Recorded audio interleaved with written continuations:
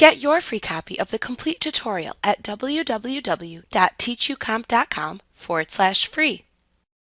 After creating the company file and reviewing the chart of accounts, you should add any vendors to your vendor list. You only need to add beginning balances for vendors to whom you owed money as of the start date of your QuickBooks company file. You can add more vendors to your vendor list as needed. However, if managing trust accounts, you should also add your own law firm to the vendor list. This is due to the fact that your law firm may occasionally be paid from the client's trust account instead of receiving payment from the client directly.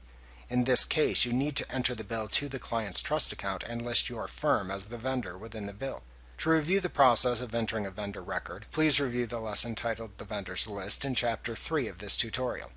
Unlike most vendor records you create within QuickBooks, when you enter your own law firm as a vendor, you will typically set the default account used to an income account. That way, when the bill is paid from the client's trust account, it will accurately show up as income earned for the firm versus being shown as an expense for the firm. Like what you see? Pick up your free copy of the complete tutorial at www.teachucomp.com/free.